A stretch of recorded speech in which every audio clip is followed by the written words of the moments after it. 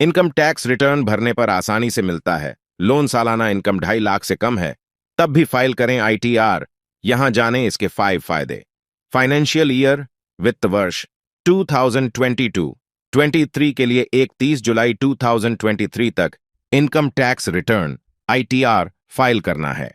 कई लोगों का मानना है कि अगर उनकी सालाना इनकम 2.5 लाख से कम है और वो टैक्स के दायरे में नहीं आते हैं तो उन्हें आईटीआर भरने की जरूरत नहीं है, लेकिन ऐसा नहीं है।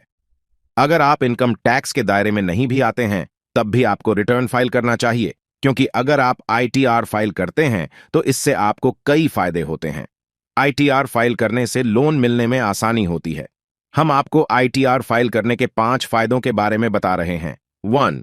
लोन मिलने में आसानी। आईटीआर आपकी इनकम का प्रूफ होता है।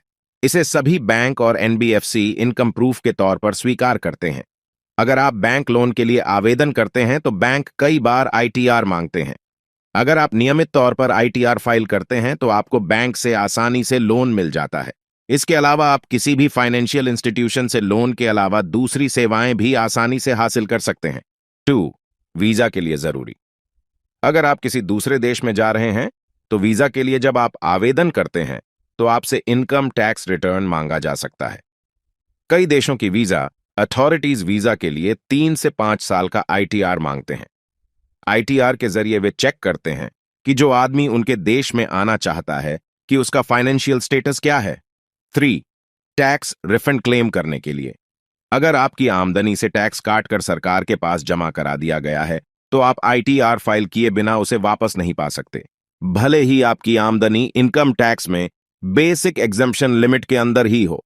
आपको अगर टैक्स रिफंड क्लेम करना है तो इसके लिए आईटीआर दाखिल करना जरूरी है। आप जब आईटीआर दाखिल करते हैं तो इनकम टैक्स डिपार्टमेंट उसका असेसमेंट करता है। आपका अगर रिफंड बनता है तो वह सीधे बैंक अकाउंट में क्रेडिट कर दिया जाता है। 4.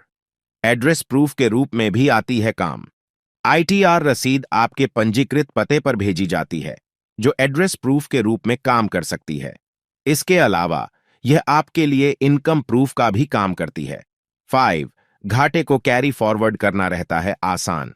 अगर आप शेयर या म्यूचुअल फंड में निवेश करते हैं और आपको घाटा होता है तो घाटे को अगले साल कैरी फॉरवर्ड कराने के लिए निर्धारित समय सीमा में इनकम टैक्स रिटर्न फाइल करना जरूरी है, क्योंकि अगले साल आपको अगर कैपिटल गेन होता है तो यह घाटा इस फायदे से एडजस्ट होगा और आपको लाभ पर टैक्स छूट का फायदा मिल सकता है।